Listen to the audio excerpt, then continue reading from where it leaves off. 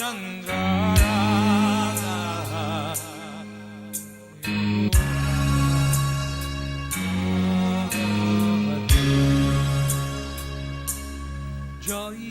Radha Govinda, Jayo Radha Govinda, Jayo Hare Krishna, Ishvara Prabhu, welcome. Jayo Radha Govinda, Jayo Radha Govinda, Jayo Radha.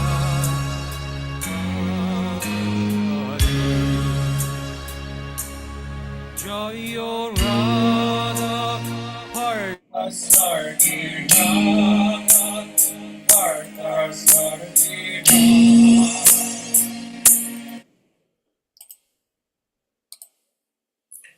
Hare Krishna, dear devotees, please accept our humble obeisances. All glories to Jagat Guru Srila Prabhupada, all glories to Gurudev, all glories to some of the Vaishnavi devotees, and all glories to our revered speaker for today, His Grace Ishwara Das Prabhu. Thank you so much for being here, Prabhuji. Of course, Ishwara Prabhu needs no introduction. We say this oftentimes because we have some of the regular devotees who speak here. Ishwara Prabhu is our senior god brother. He's a mentor to some of us on this platform. And it's always blissful to have his association for so many reasons. One, he is on the dam, and once you see somebody on the dam, you hear somebody on the dam, it's almost as good as being on the dam. Because it is people who make the dam dam.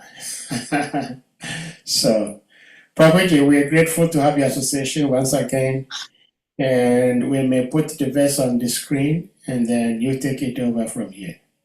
Hare Krishna. Govinda Jaya Jaya Gopala Jaya Jaya Radha Ramana Hari Govinda Jaya Jaya Gurave Gurachandaya Adhivayatadalaye Krishnaya Krishna Bhaktayata Bhaktya Namo Namah Jnana Simindasya Gana Gana Salakaya Chaksusumita Yena Tasmashi Gurave Namah Sri Chaitanya Bhishta Stapita Yena Bhutale Sayurupakada Manya Dadati Swapadantikari Vandeha Sri Guru Shita Padakamala Sri Guru Vaishnavascha Sri Rupam Sarajata Sagarapata Vichata Sajivan Sadvaita Savaduta Parijana Saita Sri Chaitanya Devan Sri Radha Krishna Parasahagana Vita Dalita Sri Vishakti Vitamscha He Krishna Karuna Sindhu Dina Bandhu Jagatpate Gopesa Gopika Kanta Radha Kanta Namastute Tata Kanchana Gorange Radha Vrindavaneshwari Visabhanu Sutadeve Panamame Yagriye Nigamaka Kapata Yugalita Falan Sukam Kadrusan Vitam Batam Bakutam Rasarasara Mura Urasika Babuka Krishnaya Vasudevaya Devaki Nandana Yacha Nanda Gopa Kumaraya Govindaya Namo Namah Vasudeva Sutan Devam Kansa Chanura Madana Devaki Paramananda Krishna Jagaguru Mam Shubhadaya Krishna Pistaya Bhutale Simate Bhakti Vedanta Swamitinam Namaste Saraswati Deve Gauravane Pracharine Ne Visesa Sunyabhade Ashatas Desatarine Sri Krishna Chaitanya Prabhu Nityananda Sri Advaita Gadadhara Sivasadi Go Bhakti Binda Hare Krishna Krishna Krishna Hare Hare Hare Rama, Hare Rama, Rama Rama, Hare Hare. Am I very clear? Am I coming out? Is it my sound quality is okay? Yes, very clear. Yes. Thank you.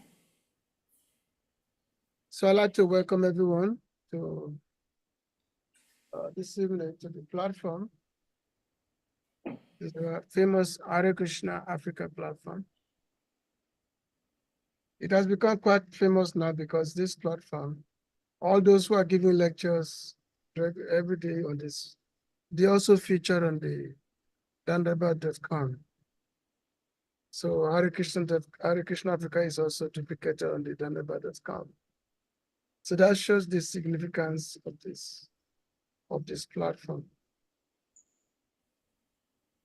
So, and of course, various speakers, they come out every day. And I do come on once a month. I wish I could come every day, but because of my timing, make things impossible.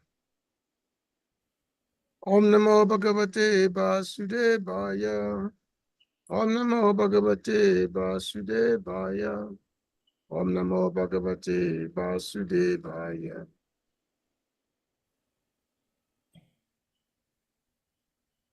So today we are at Bhagavatam, second canto, chapter 10, text 30.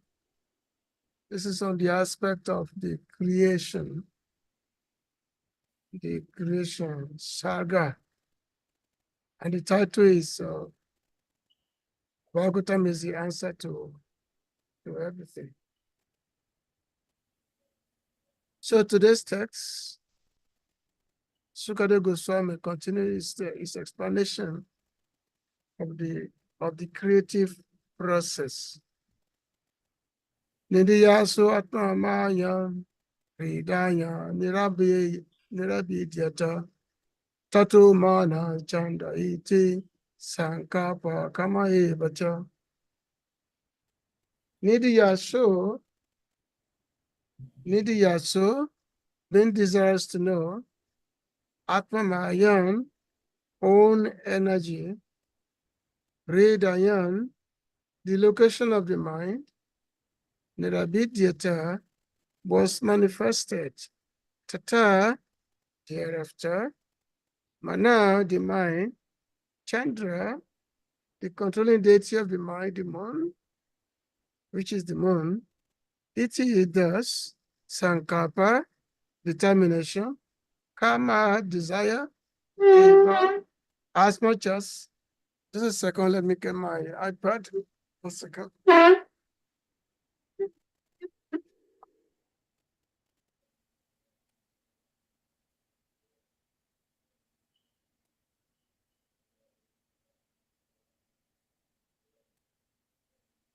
Hare Krishna. Hare Krishna. Okay. Translation and purport by His Divine Grace, A.C. Bhaktivedanta Swami Prabhupada, Srila Prabhupada. Okay. When there was a desire to think about the activities of his own energy, then the heart, the seat of the mind, the moon, determination, and all desire became manifested. Purport. The heart of every living entity is the seat of the super soul, Paramatma, a plenary portion of the Supreme Personality of Godhead. Without his presence, the living entity cannot get into the working energy according to his past misdeeds. The living entities who are conditioned in the material world are manifested in the creation in terms of respective inclinations inherent in them. And the requisite material body is offered to each and every one of them by the material energy under the direction of the super soul. This is explained in the Bhagavad Gita 9:10. which is Maya Dakshina Prakriti, Suyate Cha Sachara Charam. Eternally Kontriya Prakriti. What is that? When, therefore, the super soul is situated in the heart of this conditioned soul, the requisite mind is manifested in the conditioned soul, and he becomes conscious of his occupation as one is conscious of his duty after waking up from slumber.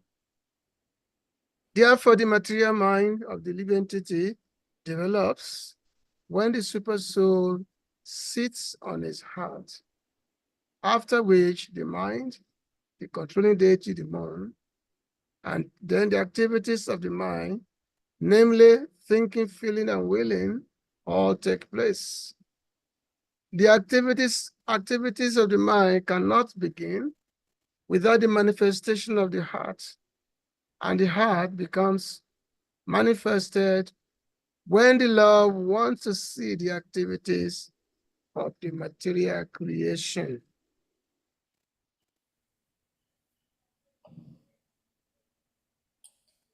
So the Sukamuni said, Nidiya Swatmamayan, Ridayan, Nirabidyata, Tato Mana Chandayiti, Sankapa Kamayevacha. When there was a desire to think about the activities of his own energy, then the heart, the seat of the mind, the more determination, everything become manifest. So this is part of the creative process, the creation of the material world. So all this information, this I find in this Bhagavatam, because Bhagavatam is a Mahapurana. Mahapuranas, you have Upapurana, then you have Mahapurana. Mahapurana are the big body of knowledge. And when we say Purana, what does Purana means? Purana means all, but all in the sense that, but it's all that actually bring us near. It's all which contain application that bring us near what? Bring us near God, near Bhagavan, near the Supreme Personality of God. So there are Puranas, especially the Mahapurana, and the Puranas, the Mahapurana, they've got 10 characteristics. The normal Purana, they have 5 characteristics, but the Mahapurana, they've got 10 characteristics. So these 10 characteristics are the 10 subjects by which a Mahapurana is in. Atasago Bisagos Cha, Stana Posana Utaya, Manvantaris Taris Kanta, Nirodo Mukti Asaya. So these are the 10 subjects which Purana deals with, the Mahapurana. So these 10 subjects, which are creation, sub-creation, Saga Vishaga, creation and sub-creation. Then there is the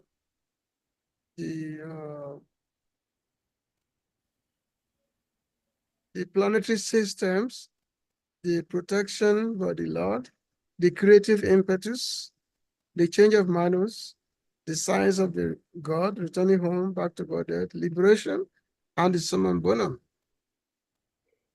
So these 10, now different cantos of Bhagavatam. There are 12 cantos. Different cantos are said to explain the topic of each of these 10 elements of this Purana, these 10 chapters. Now, of course, we can say that the Bhagavatam has 12 cantos, but there are 10 subjects. So how do we explain this? 10 canto is there. I mean, there are 10 subject, but we have this Bhagavatam, the canto is 12. So how do we explain this? Basically, canto 1 and 2 is basically an introduction of the whole of Bhagavatam. It's established the subjects, especially the Mangala Charana, which is the invocation.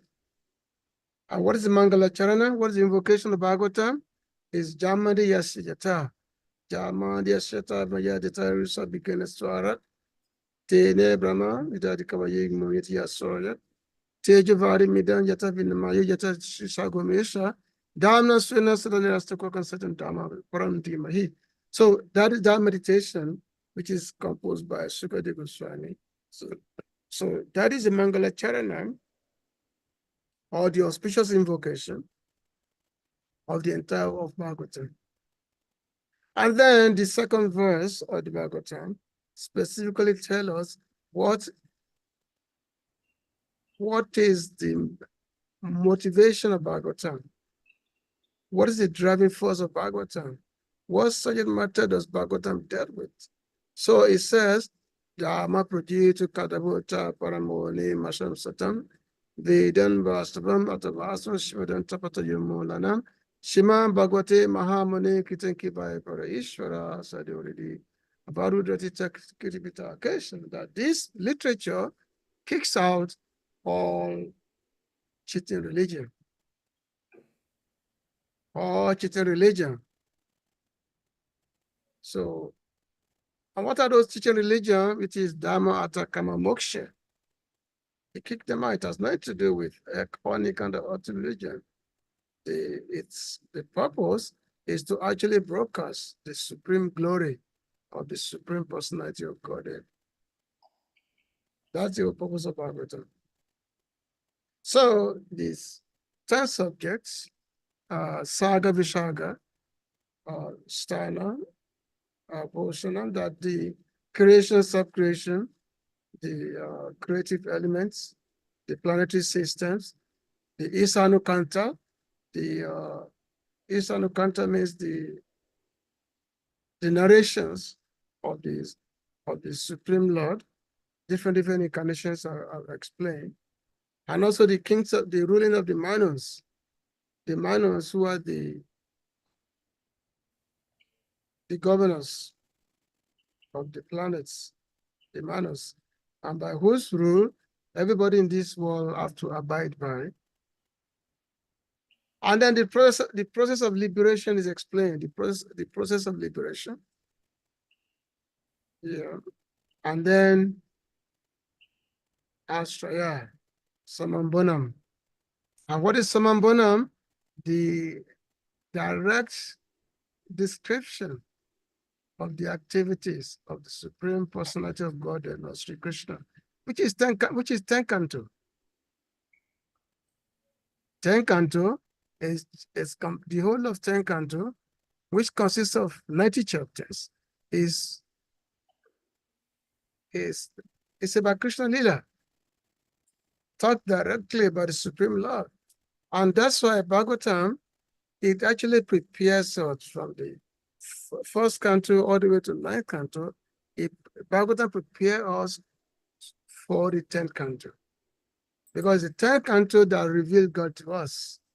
He revealed God to us. He revealed God to us as a person by whom one can relate with.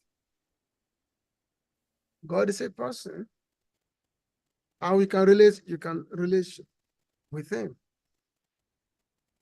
Because the Lord, he comes, he takes birth, apparently takes birth, even though he's unborn, but he takes birth and accept his devotees. He accepts his devotees as mother, as father, as friends, as lovers. Because these devotees, they have eternal relationship with Krishna. They have eternal loving relationship with Krishna. These devotees, the various devotees are there, different categories of devotees. So because they all have, these are eternal persons. So they all have eternal relationship with the Lord. So the Lord, when the Lord planned to descend himself, so they also came. First of all, they came first, because to be the mother or father, you had to come first. So they came first. Nanda Maharaj, Yashoda Maya, Devaki, Vasudev. So they all came first. They appeared in different persons. And there are a lot of stories concerning their appearance. Lot of stories concerning their appearance. Which means some of those stories have to deal with the fact of the loss. Some of those devotees, they have to go through different tribulations sometimes. Just like Vasudeva and Devaki, on the day of their wedding, then Kansa, he heard a message that, look, because Kansa being a cousin of Devaki, he has so much affection for Devaki. Even though Kansa is a demon, and Devaki is the devotee of Krishna. But so Kansa has so much affection for Devaki, so he decided to be the chariot driver after the marriage, during the marriage of Devaki. And then as he was driving the marriage couple, the Vasudeva and Devaki, as he was driving them, so he heard a voice from the sky that, hey, Cancer, he's such a fool. You know, that person that you are driving your sister, but our eighth child is going to kill you. Our eighth child is the cause of your demise. He's going to kill your eighth child. So immediately comes ahead, he said, what? Her eighth child is going to kill me? You know? So he gave up all consideration of the fact that he was driving his own sister. He totally gave up all the consideration, no more affection, nothing. He immediately took up a sword and was ready to kill her. It's like, why should I allow this sister of mine to live so that she can be a child who's going to be the cause of my death? So he was ready to kill her. This is the demonic principle. This is demons. They only think of their own self-interest. They know there's no interest for others. It's only they only think of their self-interest only, and they're ready to kill or whatever just to protect their self-interest. So Kamsa was ready to kill Devaki, but somehow the Vasudev, he was very calm. He was very calm. He did not try to protest. He did not try to defend his wife. He was very, very calm. Okay, what could you do? You can only become anyway. So he simply said, oh, my dear Kamsa, you know, you are such a great person. You know, you're such a great person you are. And this is a very great day for your sister, Devaki, who's getting married. You know, does he actually, you know, behold you a person like yourself, killing your own sister? What do you think people will think about when they see you killing your own sister? What would people will think about? Hmm? And then Vasudev tried to reason. He tried to use logic, speak from some philosophy. But the demons, they don't care for philosophy, they don't care for logic. So Vasudev tried as much as he could, try to convince Kamsa logically or philosophically how not to kill his sister. But it's okay, look, the person who's going to kill you is my is my wife, is your sister's child. So don't kill her, but I made you a promise that every time she gave a birth, I'm going to bring the child over to you. And then you can do as you wish. I will bring a child over to you anytime she died, anytime she give a birth. So therefore, let your sister, let your sister live. So, and then because Vasudev is a saintly person, everybody, trust him. So because of this promise which was made by Vasudev, so Kamsa, he spared the life of Devaki.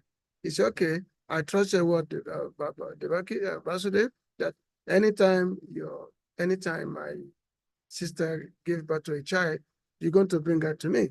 So he let them go. But after a few days, then Nadamuni came to Mathura and he went to the palace of Kamsa.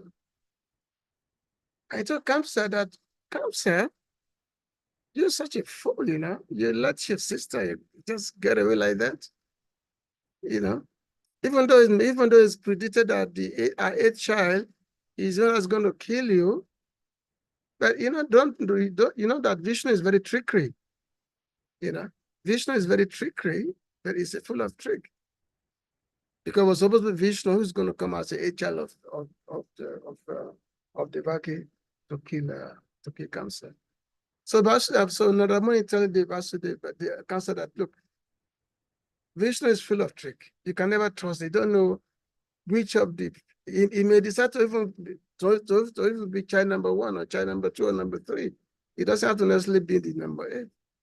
So therefore, don't be so kind to your sister. Nadamuni is talking, see, Nadamuni is a great devotee. Nadamuni is the incarnation of Bhakti, but is propelling Kamsa to be very, very atrocious so that the Lord can come and kill him. So that the Lord can come and kill him. So therefore, Nadamuni, who is very, very famous among the devotees and also the demons also, so he plays trick this way. But he played this so that this demon will think, oh yes, this sadhu, Nadamuni, is very, very, he's a wise man. Yeah, what he says is true. So what the council did, he arrested the Vasudeva and Devaki. He arrested them and put them in a dungeon. He put them in a dungeon, in a jail. Put them there so that every time, whenever Devaki gave birth, he will know that, oh, Devaki has given birth. And then he will come, he will take the child, he will kill the child. He was killing every child like that. Until child number 7. So child number 7 was Balaram. And before Balaram, when Balaram was in the womb of Devaki. And then, so Balaram became attracted to the womb of Rohini. That's called Sankarshan, being attracted. And then Balaram was transferred from the womb of Devaki to the womb of Rohini. So Devaki was said to be having a miscarriage that way. So she could not give birth to child number 7. And that child number 8 was Krishna himself. So the story is there. If you have read Krishna book, the story is there. So the point is that what I'm trying to arrive at is that the Lord wants to come to the world, perform his pastime, but the Lord only perform his pastime in the association of his devotees. He perform his pastime in the association of his devotees, and so he sent his devotees first ahead of him. And then different leelas are enacted, different leelas are performed. But as I said, that those devotees, when they come to take part in the lost pastimes, it's not that they just come and just sit and be waiting for the Lord to come. Then there are activities which you have to go through. Some of them have to suffer so many oppressions. But for example, the whole of Yadu family or Madhava family, all of them, they were all under the domination of Kamsa, all of them. So eventually Krishna came and performed so many pastimes, killed so many demons. Yeah, eventually Kamsa and all his friends was killed. So this information you find in 10th Canto Bhagavatam, dealing with the story of the Supreme Personality of Godhead. But in order to get into that, there has to be preparation. Bhagavatam prepares us. They give us preparation. Because unless there is sufficient purification of the heart, it's impossible to accept God. Difficult to accept God's characteristics. Unless there is a sufficient purification of the heart, it's just like if you take a book, I want to do book distribution, and you meet a man on the street, and you tell the man that, oh, my dear sir, take this book. This is Krishna. Krishna is the Supreme Personality of Godhead. Krishna is, Krishna has lovers, the lover of his devotees. Krishna is doing rasa dance, doing so many things. And then you start explaining Rasa Lila and so many things like that to the person on the road. So this person is going to think you are crazy. You're a crazy person. So they say like, you're a madman. What are you talking about? What nonsense is that? You're a madman. The guy be calling now. They say, yeah, here's a mad president. He's talking rubbish. He's a madman. Put him in the insane asylum. So it takes time for people to really begin to understand who is God. First of all, they have to understand that yes, they are not this body, they're not this material body, they are spirit souls. And then there are some certain purification that also goes on so that the heart can be purified. The purification has to be there. The process of sadhana bhakti has to be there. The process of bhakti has to be there. So the process of sadhana bhakti is meant to purify the mind. It's meant to purify the heart. So that when the heart is purified, then it's possible, then the Lord can actually come and reside there. So therefore, when after people are established in the science of Krishna consciousness, after they are established, then they can begin to understand who is God. They can begin to understand, so that when they hear of his characteristics, of his pastime, they say, oh, this is wonderful to hear. Oh, this is good. This is great to hear, to hear the lost. And when you hear the lost pastime, what happens is that, as I said, the love becomes established within the heart as you hear his pastimes. All those things which are undesirables in the heart, they all become nullified. They become nullified. And your own eternal relationship which you have with the Lord begin to manifest as you hear the pastimes of the Lord. But the purification needs to be there. The initial purification must be there. So this particular text, which we are in, so this is dealing with the creation, because this chapter it talks about the 10th subject of Bhagavatam, the 10th subject. The 10th subject of Mahapurana. Every Purana, Mahapurana, they all have these 10 subjects which they deal with. All of them start from creation, sub-creation, the creative element, the creative impulse, the subject of the manners, the characteristics, the science, so they all contain all the man, and there are 18 Mahapuranas, 18 of them.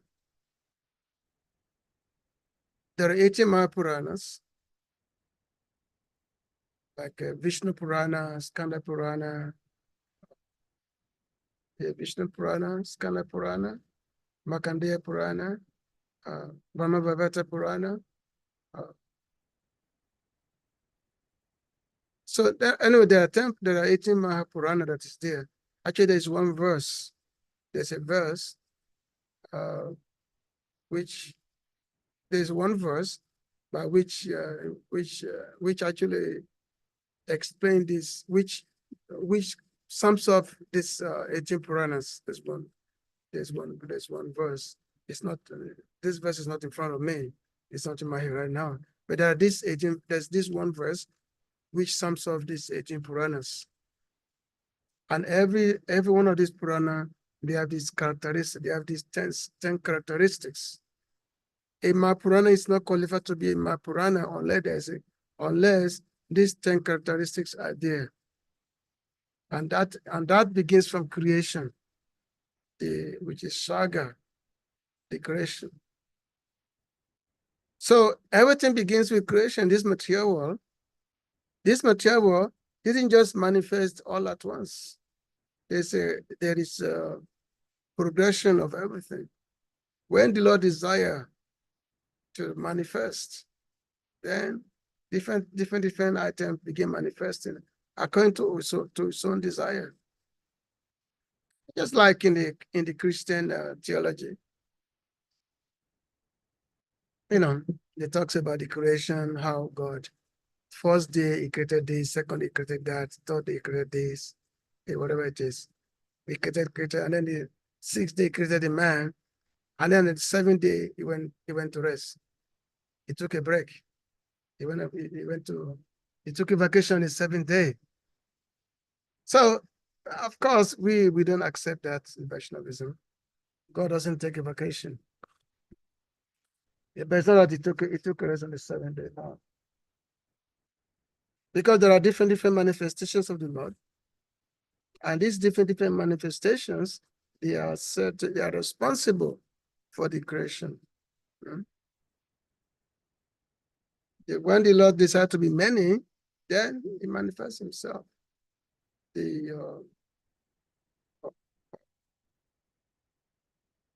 You have initially, as mentioned in the Puranas, so the Lord is there in the spiritual world. You have the Lord. This actually you find this in Chaitanya Charitamrita. How the Lord is there, Lord Sri Krishna, and then from him manifests Lord Balaram. Lord Balaram is manifested from him. And then from Balaram, there are four expansions. They are called Chatu. What is it? Chatu Sant. 4 expansions are there. Chatu Vyuha. Chatu Vyuha means 4 expansions. And these 4 expansions are Pradyumna, Sankarshan, Aniruddha, and Vasudev. These are 4 expansions. And then from Sankarshan, not expansion, then Lord Narayan manifests. And Lord Narayan is the one that manifests the Vaikuntha planet. The Vaikuntha planet is manifested from Lord Narayan. And then from Lord Narayan, another Chatuvyuha is also manifested. So this Chatuvyuha is, again, Sankarshan, Pradyumna, Vasudev, Aniruddha. And then from Sankarshan, the Mahavishnu manifests. So Mahavishnu is the first of the Purusha avatar. It's specifically the Lord of the material world. So the Purusha avatar, so which is 3 of them, which is Mahavishnu, who is called Karanadasa Vishnu, Karana. Karana means the cause. Karana means the cause. And then there is and then Mahavishnu, then he expanded himself into Gabodaksha Vishnu, who is the universal Lord. And then so he's the universal Lord. And then from Gabodaksha Vishnu, then Kirodasha Vishnu manifests. Kirodasha Vishnu manifests. And Kirodasha Vishnu is the Paramatma who actually resides in the heart of all living entities. That's the Paramatma. So the Purusha avatar is there. So all the creation that we experience, and of course we are part of that creation of the Lord. So that creation is coming from the supreme, the Purusha avatars. So Krishna, the Supreme Lord, is not directly responsible for creation. It's not directly. Just like sometimes people think that God as a creator, but God is not directly responsible for the creation. Is the part of the portion of the is portion of his portion, who is responsible for creation. Krishna himself is always in Golok, is always in the spiritual world, enjoying himself with his devotees. Whereas the topic of creation is dealt with by the Lord's expansions. In this case, the Vishnu expansions, they did the subject of creation. And of course, we also have to know what is the purpose of the creation. What is the purpose of creation? What's the meaning of creation? Why the Lord created the material world? The purpose of the creation is to bring the conditioned soul, is to awake those souls who have been sleeping for so long, since time immemorial. Is to give them a chance to be awakened to their spiritual reality. That's the whole purpose of the creation. And in doing so, the Lord will send his devotees to the universe. He will send his devotees to the universe. And these devotees, they are responsible to broadcast the glories of the Lord. So therefore, as I said, that in the universe, there's always the presence of the Lord's pure devotees. They're always there. It's not that the Lord just want to create his material world for the purpose, for the enjoyment of the living of the conditioned souls who are mostly opposed to him. So the Lord, he have the material world created, and then he maintains it. Why does he maintain it? Because of the presence of his pure devotees. Because of the presence of his pure devotees, so the Lord manifests the material world and he maintains it. So in this verse we are reading, he talks about when the Lord desire, is the desire to think about the activities of his own energy. So he said that the heart of every living entity is the seat of the super soul, Paramatma, who is a plenary expansion of the Supreme Personality of God. So the Lord is the Lord of the heart. He sits there in the heart. He sits there in the heart of all living entities. And then he sits there, and by his presence, the living entities, they're able to engage in varieties of activities. They're able to engage so. So the Lord is there sitting and watching. He's sitting in the heart, and the living entity is also situated also in the heart. But the difference between the living entity and God, Paramatma, sitting in the heart, is that one is influenced by the resultant actions of this material world. Whereas one is not affected by that, even though he's sitting on the same seat. They are sitting by side. So the jiva is affected by the activities that he has to perform. The material world, he has to enjoy or suffer the result of the activities. Whereas the Paramatma is also sitting, is not affected. because he's simply sitting there as a witness of the living entity's activities. He's simply sitting there as a witness. So the law is witnessing the living entities, his enjoyment or his suffering in the material existence. But the Lord is there waiting for when that living entity is going to wake up and turn his face to his friend Krishna or the Paramatma, who is actually sitting down next to him. But the Lord will not interfere with the living entity's activities. The Lord will just stay there, sitting in the heart for the living entities to have to go through so many millions and millions of species, millions and millions of lifetime.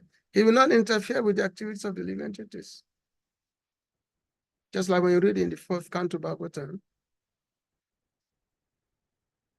Yeah, I think it's in 4th canto, the activities of King Puranjana. So the activities of King Puranjana is there in the 3rd canto, in the 4th canto. Very, very interesting topic that every devotee should definitely study it and try to understand it. Very, very important topic. And this topic is very important topic, but it's presented in a very storied format, in a very sweet narrative, in a very nice story format. And this story was told by none other by Nadamani, and he was discussing with King Barisat, because the king, who had become so much engrossed in sense enjoyment that he has forgotten his own. He has forgotten his own soul, as they say. So Nadamani, he went to the palace of King Barisat, and then told him, say, "Oh, my dear king, look at this, look up in the sky. Look in the sky. Do you see?" Say, Nadamani is a great mistake. So he granted the power of seeing to this king. Say, look in the sky. See, you have killed so many animals. You've killed so many living entities. You see in the sky, all these living entities are there. You can see them, and they are just waiting for your death. And they are coming to pounce on you. They're just waiting for you on your death. So, and then from there, Nadamani narrated the story of King Puranjana. Very, very interesting story. But this story of King Puranjana, which Nadamani narrated, is actually the story of the individual living entity who has been encased in this material body. And this material body is said to be the city of 9 gates. The city of 9 gates. The 9 gates in the city is there because these are actually nine gates. These are the 9 outlets of the body. The ear, the nose, the anus, the genital, the eye, like this. There are nine outlets of the body. So the living entity is said to be situated in the city of 9 gates. And then Nadamani gave out very, very wonderful descriptions of this city, the soldiers and so many things like that. And then eventually narrating the story of King Puranjana, how he led his life. He was attacked by soldiers. Of course, soldier means the old age disease. He was attacked by soldier. Eventually, he died. And then when he died, he became a woman in his next life. So he became a woman in his next life. Then he got married, and then somehow the husband died, and then started lamenting. Then the woman was lamenting, was crying.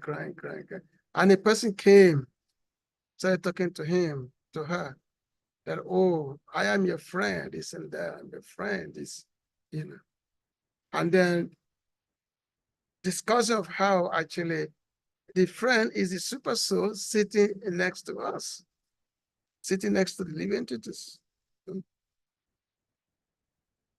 So, because the super soul is there, without the super soul in the heart, the living entity will have no particular capability to do anything in the material world. So the Lord it gives the power, it gives the strength to act in the material world. Because as living in material existence, we've accumulated so many karmas, prarabdha karma and aprarabdha karma. There are different karmas that is there, by which we have to experience, experience the results in our subsequent birth in the material world. We have to experience that. So, and now the important thing here is that just like the living entity is there, is in the heart of the living entity, and the Paramatma is there, sitting in the heart of the living entity. But the same Paramatma is also there with his devotee. He mentioned that if you want to see God, where do you have to go to see him? You don't have to travel so far away to see God. Just go to the place where his devotees are. He said, Tumara Ridoyek Sada Govinda Vishram. Tumara Ridoye Sada Govinda Vishram. Govinda Kohinama Mama Vaishna Param. That so a devotee is praying to a Vaishnav, that my dear Vaishnav, my dear devotee, Tumara Ridoye Sada Govinda Vishram, that in your heart, Govinda is residing. Govinda is sitting in your heart. And Govinda, he said himself, he said, Mama Vaishnava, the Vaishnava are my heart. Vaishnavas are mine. Govinda is in the heart of the Vaishnava, and the Vaishnava is also in the heart of Govinda. Govinda is always resting in the heart of the Vaishnava. And Vaishnava, the Govinda is always thinking of the Vaishnava. So therefore, it always mentioned that the offense to a devotee of Krishna, in this case, a pure devotee of Krishna, the offense is the most serious, to offend a devotee of Krishna. So this is the thing. So this topic, this section of Bhagavatam, this chapter is dealing with the aspect of creation, of the creation of the Lord, how they manifest, how the different elements, how they comes about, at different stages, and how everything is actually according to the desires, is according to the desire of the Lord. When the Lord desires something, and that thing manifests. He desires something that thing manifests. Different demigods who are the controllers of various elements, just like Shambhu or Lord Shiva is the controller of the ego.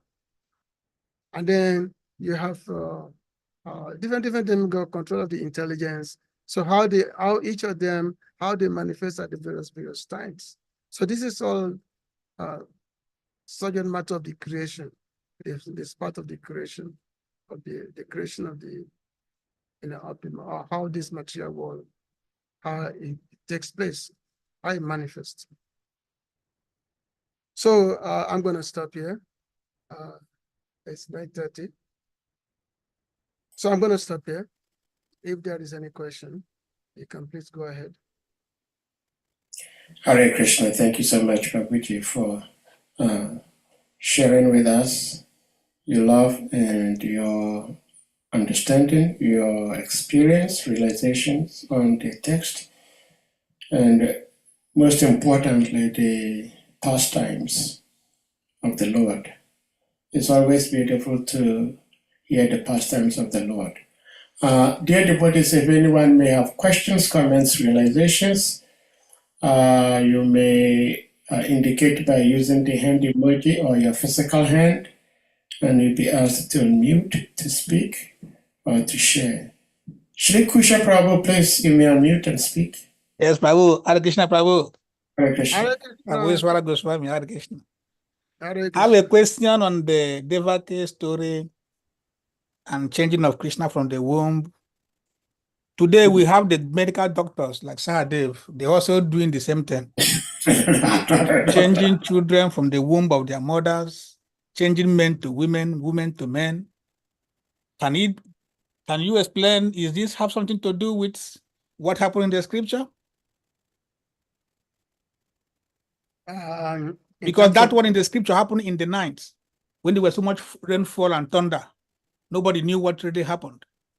But today in the material world, people are doing it, changing children from the womb, changing men to women. Is it the same thing? Well, when they change men to women, they don't do that in the womb. They do that when they're already grown up. If you're talking of transgender, that they already go, and this is the mainly people who have become twisted in their head. It's not by nature. People will become twisted. So a man want to become woman, women want to become man. People who have mental problems. You know, otherwise, just accept the way God made you. Why do you want to become another species, another gender? But you know, the Western world especially, people are so mad. People are so mad, and then they don't know again what to do. You know, people become so, material energy have made people become so confused with themselves. So therefore, a person today, a man, say, oh, I think that, oh, maybe I'm a woman. So he started adopting, want to become a woman. Or a woman say, oh, maybe I'm a man, started want to become a man. So therefore, the whole material, everything has become very confusing thing. Very, very confusing thing. And the scripture will not even think of some of these things. Now, we have the case of Arjun, when he was in the heavenly planets. When he was in the heavenly planets, at that time, he was in the palace of Indra. As in the palace of Indra, there was one lady, her name is, I think not Uvasi, anyway, one of the Apsara in the court of Indra. So this Apsara was very, very attracted to Arjun. So she wanted to have a relation with Arjun. But this Apsara is old person, but in the heavenly planet, you don't look old. But this Apsara happened to be one of the ancestors of Arjun on earth.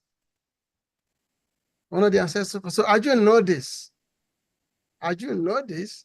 So when this Apsara, even though, you know, completely looked 16-year-old like a virgin, I approached Arjun to have a relation with him. Arjun said, no, you're my mother. You know, you're my great mother. How can I have a relation with you? You know, even though, because in the heavenly planet, there's no such a thing as mother and grandfather. But this, because Arjun said, no, because I know, because when you were on earth, you are the descendant, you have procreated. And my forefathers, they are your child when you were on earth. So this Apsara became angry with Arjun. He said, okay, I curse you that you're going to become I curse you to become, to lose your manhood. I curse you to lose your manhood, to become what we call it? Enoch. Huh? Enoch. Yeah, so you're going to lose your manhood. So Arjun then prayed to her, okay, please, if I'm going to lose my manhood, give me a benediction that I will use it at the time of my own choosing. The time will come when I will make use of it. So she granted that benediction. So when the Pandavas, when they were in the forest, because the Pandavas, they are going to exile, and when they went to the exile, and one of the conditions of the last year of the exile is that the Kauravas, they not be able to find them.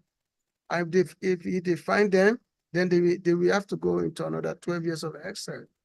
So this the last year of the exile, they went to the palace of Virat, the king. And in this palace, so the Pandavas, they assume different identities. They assume different identity So Ajun, he came out as Brianala, who was a eunuch. So he has so this particular year, he changed himself to eunuch, whereby he was engaged, he was hired in the palace of Virat to teach young girls how to dance. Because it was like a woman, he was transgender, he became transgender on this particular year.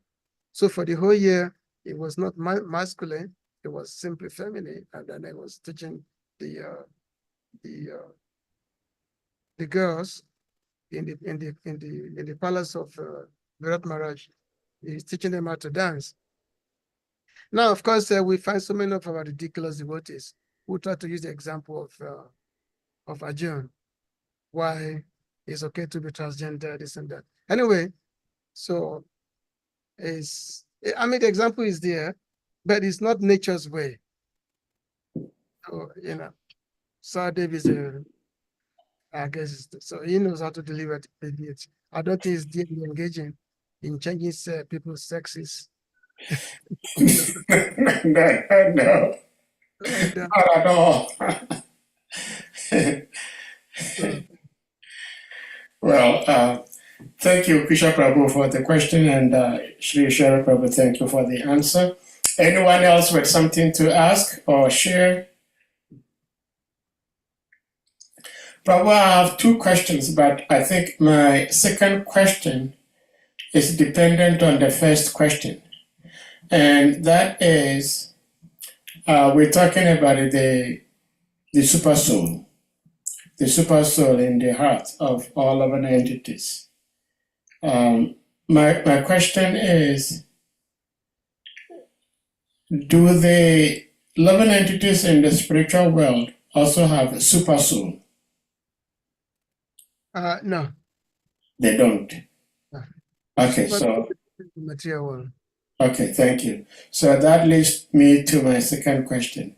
So in the spiritual world, In the spiritual world, the law is personally present, directly manifest. Saksha.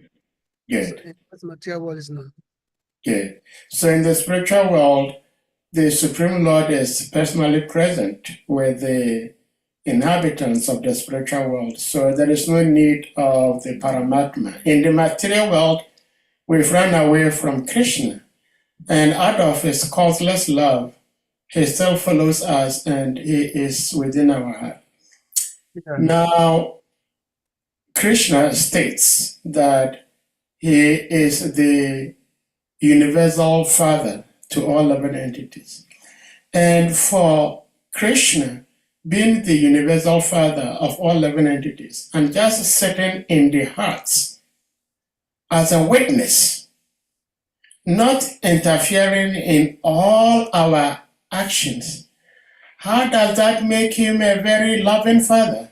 Because a loving father, as we understand in our world, is that when the loving father sees the child doing something wrong, he will say something to remind him, hey, don't do it this way, don't do that, don't do that. But if the Supreme Lord is just there witnessing, then what makes him a loving God, a loving father? This is my question. This is what I want to find out. The Supreme Lord just being there as a witness. Okay. Now, the material world, it's not a natural habitat of the living entity. Material world is a prison house. It's meant for those who have turned their face away from Krishna, from God, Bahemukha. So it's a prison house where the living entities are being kept. And the prison house is it's a place of training, whereby they have to be there until the time of awakening. They have to be there at the time of awakening, which means the time they start saying, oh, where is God? Why am I suffering? Where is God? So, and the process of awakening, or the process of loving God is through independence. The law will not have the law will not interfere with our independence. We choose to be here. The law did not send us here. We choose to be here. We choose it. We were given the choice. We were given the option. to look this way or that way. But we find it because we're in the Tataste region, so we find material world as being attractive. So therefore, we choose to be here. We choose to be our own master.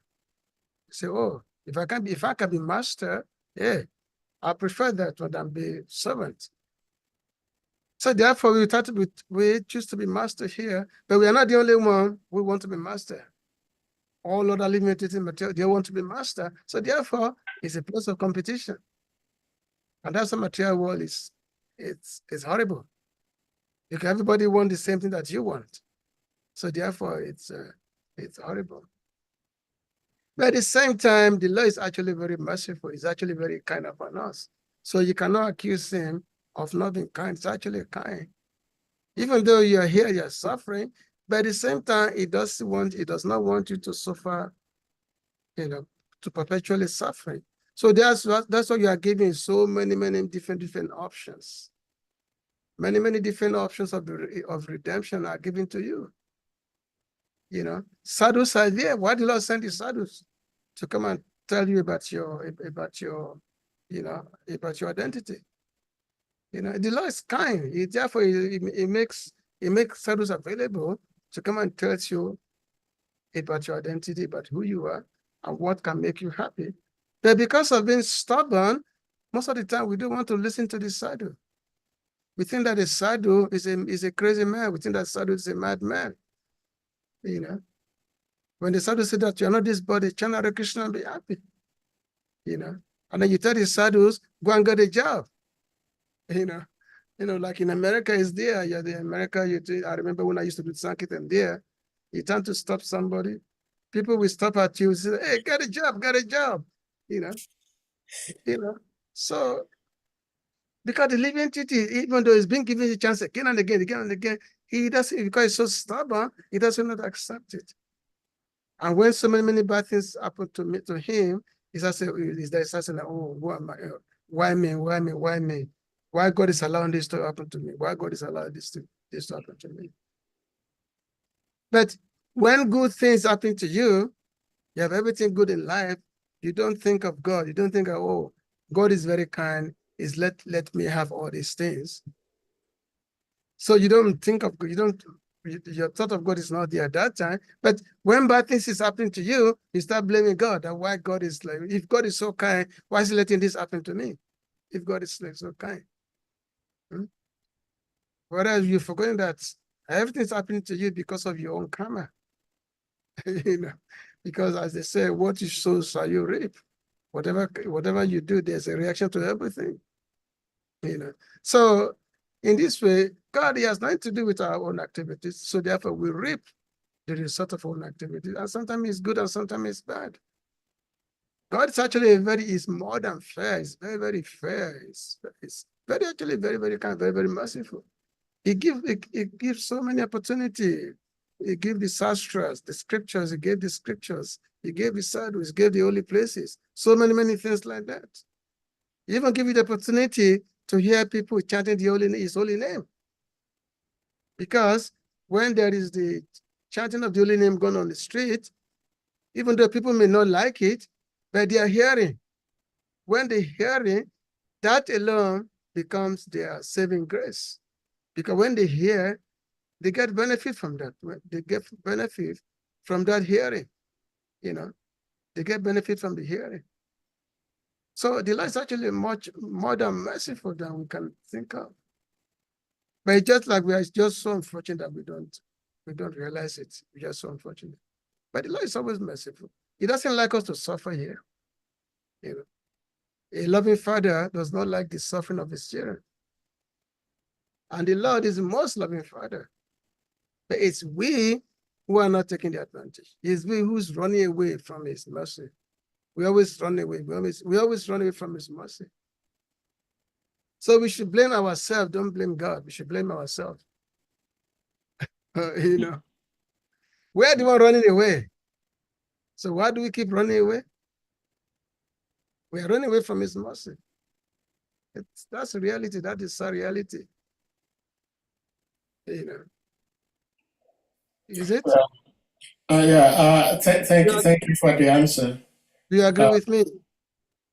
Yes, yes, yes. There was a time a similar question was asked. I don't know whether I asked or somebody else, and His Grace Varaha Prabhu was actually saying that one thing we can understand that the Lord is so kind is He is in the heart of all living entities. That does not mean it's only human beings.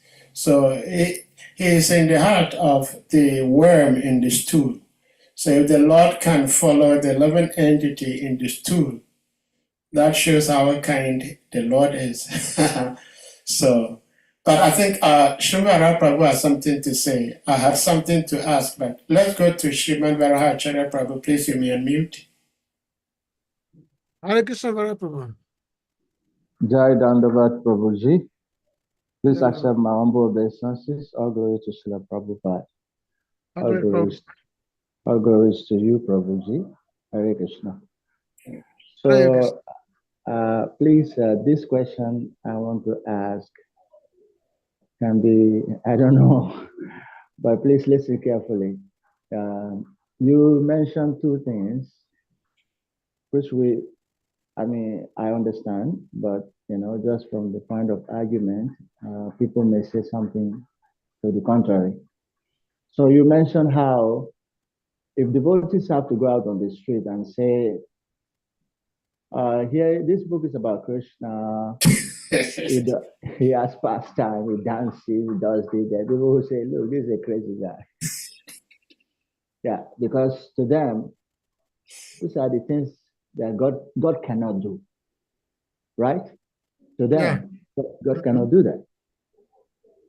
But when we are prepared through hearing and following Srimad Bhagavatam, then we can understand that these things are possible. Right? So then you also mentioned that in the Bible, just like the Puranas, also discuss creation. And in the topic of creation in the Bible, it is mentioned that after 7 days, God took rest. And you said, no, that is not possible. We don't accept that. So, so yes, it's understandable. Maybe not. But usually we say that that account is not that describing God is supreme, and like you said, God Himself does not engage in creation directly, right? But then the point in both instances is there something God cannot do? If we as humans we take rest, and God decides to take rest, is that wrong? Because from our critical point of view, sometimes we criticize certain things, but then later on, when you look that even in our own scriptures, there are things that people cannot also easily accept as what God can do. And what we usually say is there something God cannot do? So if the God in the Bible takes rest after 7 days, is there something God cannot do? So this is my question. Please, can you answer me? That's a very intelligent question, of course. So when I say that we don't accept it, yeah, of course, there's nothing God cannot do. The notion of taking rest, because there's always activity, the activity is always there. And then there, for example, Lord Krishna does not directly engage in the act of creation. He's not directly engaged in it. Creation, maintenance, and dissolution. He's not directly involved in that. It's all done through portions of his plenary portions, expansion of the expansion, like Vishnu. For example, the Vishnu forms, the Vishnu avatar, they are far removed from the original personality of Godhead. They're far removed. So it's the portion of this portion that is responsible for creation or dissolution, or even the descent of various avatars. They are coming from the Vishnu only, not from the original form of the Lord. So in this way, the Lord doesn't have to do anything. He's always enjoying himself 24 hours a day. Krishna is enjoying himself 24 hours a day. He doesn't engage in the act of creation. So creation, maintenance, maintenance, and dissolution. This is something that's being done by Vishnu, by Vishnu forms. You know, just like somebody was given an analysis that sometimes you will see so many forms of God, and all these different forms, they all have something in their hand. Like when they come, they carry different weapons. You know, they all have different weapons in their hand. But Krishna, he doesn't carry a weapon. He has only his flute. Krishna has only flute. Even though many demons, even though when the Lord was saying, and there are so many demons who are coming, you know, like, you know, Agasura, Saktasura, Vamasura, many demons are there. But Krishna does not use any weapon to kill the demons. Just by his mere touch, the demons are vanished. The demons are killed, you know. So he doesn't, you know, he doesn't use weapon to kill any demons. He doesn't carry, he just delights simply in playing with his devotees. And that playing with his devotees, that's eternal thing. It is eternal. Every single day. That's what we call it Astakalilas. Astakalila means the eightfold daily pastimes. Eightfold daily pastimes of the Lord is there, Krishna is there. And this eightfold daily pastime, this actually Nitya Lila, it's eternal pastimes. It's not that happens so eightfold is there are 8 sections of the day, which begins from 4:30 in the morning and it goes to midnight. So these eightfold daily activities of Krishna is always there, and these pastimes are eternal. And the Lord is only engaging with his devotees only. So therefore, the notion of the Lord creating for 6 days and then sleep on the 7 days, you know, the Vaishnava don't accept, because it's not the personality of God. But, you know, it's not what the Purana described. Purana did not describe that. Purana did not put any significance into that, because the creation is not done by the Lord himself. The creation is done by his expansions, who is responsible for the creation and the maintenance and dissolution and all that. So actually, just like as we're going to read in the 3rd canto, because we're going to go into the 3rd canto from after the end of this chapter. So that we're going to know more about these creations. This creation is going to be much more explained in the next canto. So we're going to know more about this, about how the creation actually takes a long time. It's not just, it takes several billions of years. It takes a long time. I mean, Brahma himself, his meditation alone is 1,000 yuga, 1,000 celestial years. Just his meditation alone. Not talk of the particular individual creation. So all this takes time, you know, the way they are described. But in one sense, yeah, God cannot, there's nothing God cannot do, of course, that's one thing. In one sense, when the Lord wants to take rest, he take rest forever, not just one day in the 7th day. No, he's resting. His original form is always resting. He's always playing with his devotees. His original form. So with Vaishnava, we are more concerned with that form of God that is always there, playing with his devotees. That is always there, engaging in different pastimes with his devotees. That's that aspect of God that we the Vaishnavas we are concerned with. I hope that is a little bit, helpful. Thank you, Prabhu. Thank you. Hare Krishna. Hare Krishna. Hare Krishna. Thank you for the explanation, and thank you, Srimad Acharya, for the question. Yeah, it's sometimes interesting how certain things we accept and certain things we do not accept. But I think that is always going to be the case, that some things we're going to accept, some things we're not going to accept because of the presentation. Like we know that Lord Vishnu has yoga nidra. He sleeps. But even though he sleeps, he's still conscious of everything around him. So that is not typically a sleep. But technically, we would say he's sleeping. So Yeah, yoga nidra. yeah. So some things are definitely going to be accepted and other things not accepted. Devotees, if anyone may have something else to share before Prabhuji leaves, it's quite late. Yeah. If you allow me, on Yes. this, your comment about Lord Vishnu sleeping and not sleeping. Yeah.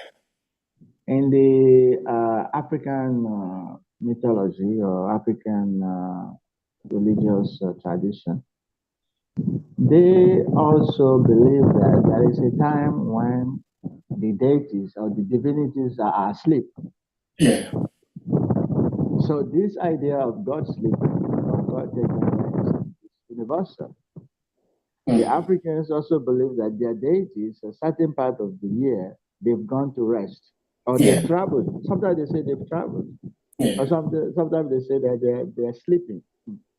So the idea, of course, is there, but how and when that may differ. But in Hinduism, we know that there's yoga nidra. The Christian Bible, they say after 7 days you took rest.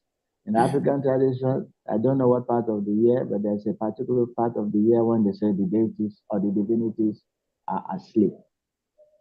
So it's a general concept in all the traditions. So I think we should pay attention to that.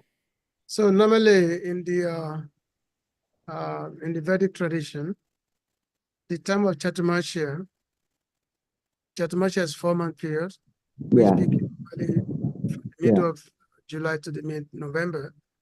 So these 4 months is normally described to be when Lord Vishnu goes to sleep. Take rest. Yes. And during those 4 months in India, there is no marriage. Yes. So yes, it's true. So that's the general belief. So which means from the first day of Chaturmasya, the last day, the 4th month, which is the end of Kartik, there's no marriage in India because of Vishnu is asleep. And he wakes up at the end of Kartik. So the moment Vishnu wake up, all the marriage starts. Yeah. So that is the Lord Vishnu sleep. Yeah. But so Vishnu, to be the Vaishnava, is expression of Krishna. Krishna is always playing with devotees, basically. So anyway, there are different aspects of God by which people have traditional, people have familiarity with. So the Vaishnavism, the Bhagavatam concept is the highest, more, it's actually the highest conception of God. Yeah. But not everyone can understand that. Not everyone. That's why the Bhagavatam conclusion is a very, very confidential conclusions. Very, very confidential. And it's not meant for everyone. It's not meant for everyone. Even if somebody doesn't accept it, we don't fight with them. We don't fight with them. We don't enter into any argument. If somebody is fortunate enough to understand it, then they will understand it. Otherwise, we don't engage in the conflict with anybody. Say, oh, I don't accept your version. I like my version better. Okay, that's good. Well, Hare Krishna, thank you, Prabhuji. I have one last question. We discussed text 30 of chapter 10 of Canto 2. And for like the past 8 or 10 verses, they all have something in common, and that is a desire. When the Lord desired to do this, then this manifested. When the Lord desired this, then this manifested. When the Lord desired to eat, then the tongue and the abdomen. So when there is a desire, then the desire makes what is being desired manifest. Now, my question is, there are many things that happen in our lives that in present existence, in present life, We may not like it, we may not want it, but they come anyway. Does that mean that we desired for these things some time past, and now they are manifesting, and now we are saying we don't like it? Because I'm thinking that they may not be, things are not happening in our lives out of the vacuum. So, and if that is the case, then how do we form our desires so that they do not disturb us, or they do not haunt us in the future or even in the present? Well, the desire of the living entity is not the same as the desire of the Lord. Mm. When the Lord desired creation, was that Eko Bahushem that is mentioned as how the Lord desires something, and then things are manifest when the Lord desires to do some things. So that the progression, the universal form, how different items, different inclinations are manifested. When this universal form desire to, as is decided to taste something, to smell something, then various organs also comes manifesting that. So that's why in the analysis of creation and sub-creations, so these are explained in this analysis, whereby different, just like mentioned here in this text, that the heart is manifest. And when the heart is manifest, then there's the mind, the mind, and there's a demigod that is there. Because the mind is the repository of all the desires. When the mind is the repository of all the desires, and then the senses are there to carry out whatever the mind desires.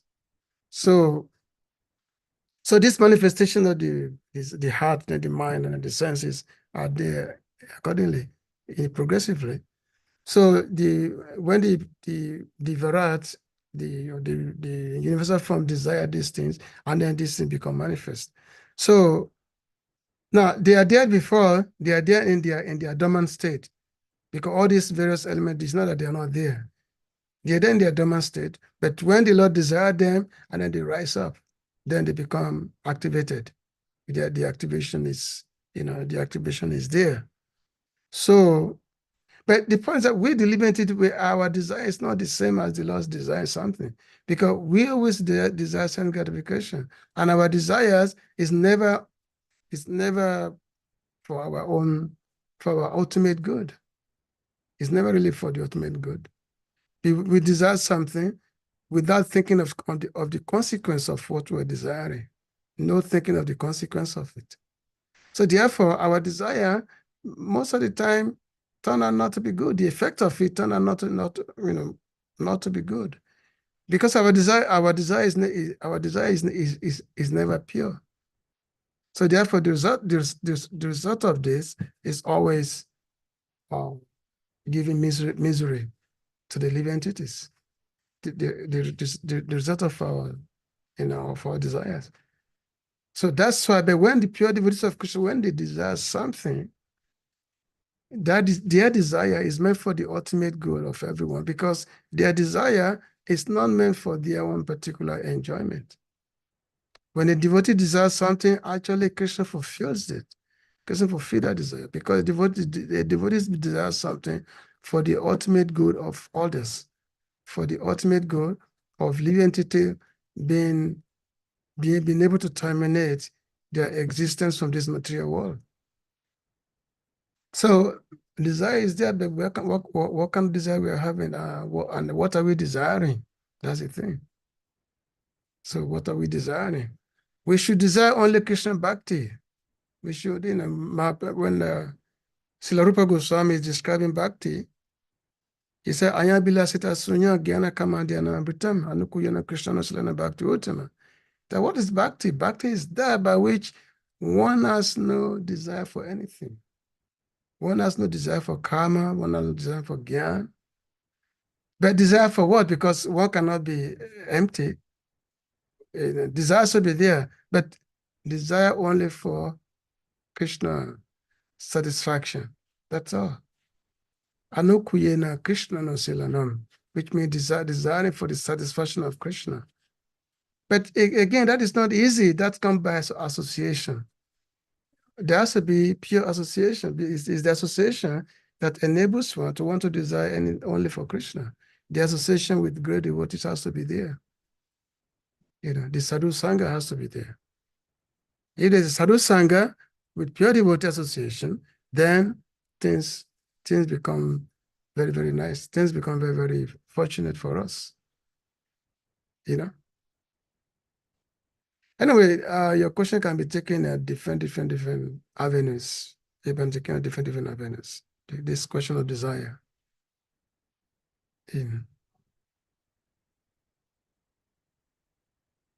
All right. Yeah, it's a very serious. Thakur Murari Prabhu, please you may unmute. As Krishna Prabhuji, please accept my humble obeisances. I'll go to Srila Prabhupada. And as usual, just thank the presenter for the presentation and for the wonderful question and answers. And just remind ourselves that the original desire was the desire to be number one, and we hated the Lord for having number one spot. So desire is going to always be there. And it may be difficult to see when the desire starts, So it's always going to be there. But I say based on the level of consciousness, and as you said, Prabhu, that the desire of the Lord is far different from our desire. But original sin was desire to be the number one. That's my understanding. So, Hare Krishna. Hare Krishna. Hare Krishna. Thank you for sharing that. Do you understand this question perfectly?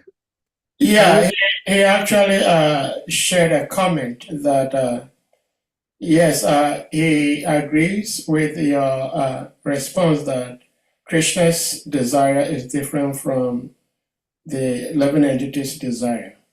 And to his understanding, the original sin of the living entity is that we desired to be number one instead of desiring to serve Krishna. So one may ask, when did this desire start? The beginning point of this desire. That we may trace back, we may not find it, but the original sin is that we decided to be number one, to be the all in all. So that is our problem. If we can think about this, understand that, and then change it. And of course, he also mentioned that different levels of consciousness may help us desire properly. So it was just a comment. If you want to share something to what he shared, you may do. That is good. That's good. Yeah. Okay, thank you for sharing that, Thakur Murari Prabhu. And Shumara Prabhu, please you may unmute. Yeah, please excuse the sound. I'm driving. Okay. So, I mean, when you were talking, and when Prabhu was explaining your question, and then he concluded by saying this can be answered from different angles. Yeah. Then I was just thinking that actually desire and aversion are part of the 24 elements in the creation, the material, material creation. So how that became our original sin is another question.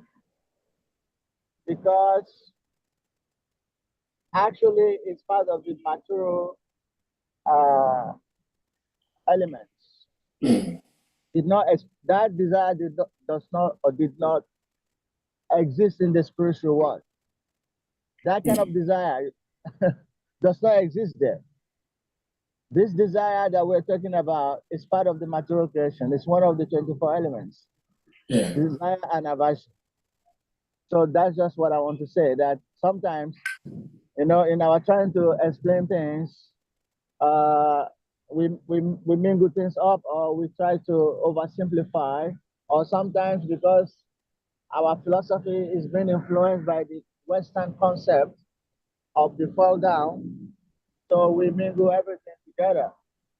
But the Bhagavatam states clearly that the desire and aversion are part of the material creation, not part of the spiritual world. Anyway, I don't know whether Prabhu ISVARA can throw more light on that.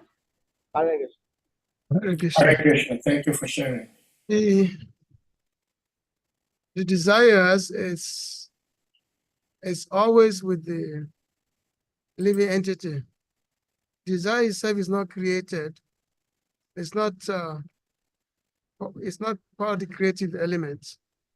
Desire is fundamental nature of the living entity, how it desires something. Because due to the desire, the living entity can be in the material or the spiritual world. Due to the desire. And because that fundamental, it's what the fundamental existence nature of the living entity is to desire something. So when the Lord, when he desires something, when he desires to create, then different things start to manifest. When he desires, the Lord desires to be many. And when he desires to be many, it is called Eko Bahu Shem. Eko Bahu Shem, Bahu means so many, desire to be many, then many living entities manifest. Actually, there's one, you find this in many Upanishads, especially the Swai Anayaka Upanishad is there, which is a law with this, and also the another Upanishad is called Sweta Sorata Upanishad, which also deal with this aspect of desire of the living entities. So our desire is that when we desire, normally as living entity, we really don't know, what to desire.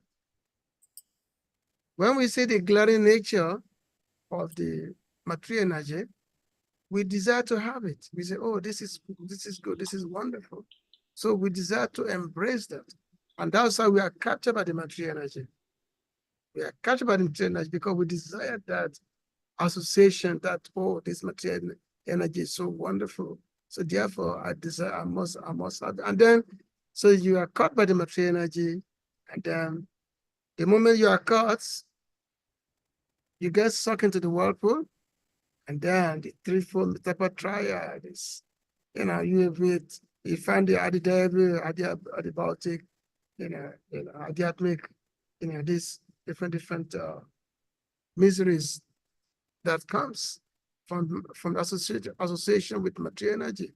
This all comes due to impure desire which we develop.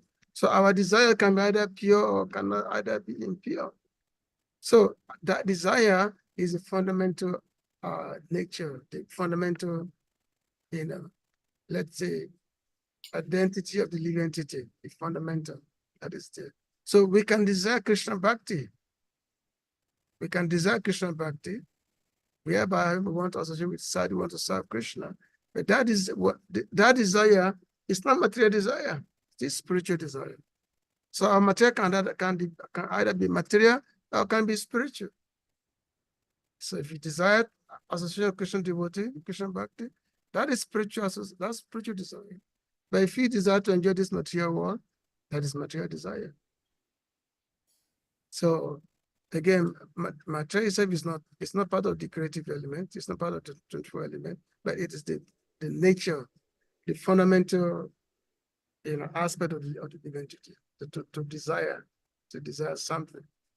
And that desire has to be coupled with independence that liberty is given.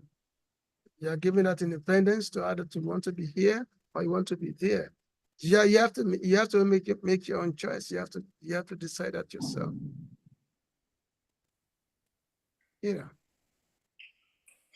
Well, thank you.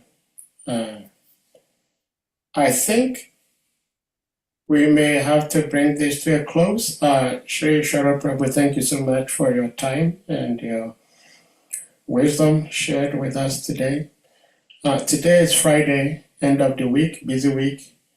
So we pray to their lordships for their safety guidance and protection through the weekend so that we come here in full next week, Monday. So, And then 2 days ago was Lord Shingadev Appearance Day. yes. So, and I hope everyone has a wonderful celebration. Yeah. Wonderful Abhishek. And Lord Shingadev is always protecting everyone. And I just want to announce that I am beginning a new book on Lord Shingadev. There are 108 prayers composed for Lord Shingadev. And those 108 prayers, there are specific pastimes, activities, which are described, which are narrated according to these 108 prayers. So we're just beginning the compilation, the editing of this book. So hopefully within the next several months or so, or before the next Nishingade Chatudashi, this book will be released. And one book is going to be released this Monday. This is the book about Srimati Radharani, her names, her pastimes. Very, very wonderful book. And this book is going to be very, very useful for devotees. So I only release book for devotees only. So it's going to be very great for devotees to have. Just that news to devotees. Especially about the Srimati Radharani, I can't wait to have access to this book because I would like to read more on Srimati Radharani. So thank you for your service. Dear devotees, we also want to painfully announce to you that yesterday, Thursday, was the day the mortal remains of the wife of our God brother, His Grace Yogeshwara Prabhu, was put to rest. Yogeshwara Prabhu lost his wife a couple of weeks ago here in the States. And so yesterday was the day her mortal remains was disposed of. So we request humbly, all the devotees to pray to the departed soul to pray for the departed soul, and also for the family in particular who are left behind, so that they can endure the physical separation, the pain that comes with it, and most importantly, pray for the soul's swift transition to at least a higher dimension than where she was at in this material earth planet. So this is our humble request to you all assembled Vaishnava devotees, that you pray for the departed soul of the wife of His Grace Yogeshwara Prabhu. So with that being said, we're going to humbly request the devotees to kindly unmute, and we all chant Hare Krishna Maha Mantra. Jai. Hare Krishna, Krishna Krishna, Hare Hare Rama, Rama Rama, Hare Hare. Mancha kalpata yascha kripa sindhya ivacha patitanam pavanebhyo vaishnavibhyo Ananta Koti Vaishnavrinda ki jai. All praise to the great speaker, His Grace Ishwara Das Prabhu ki jai. Hare Krishna.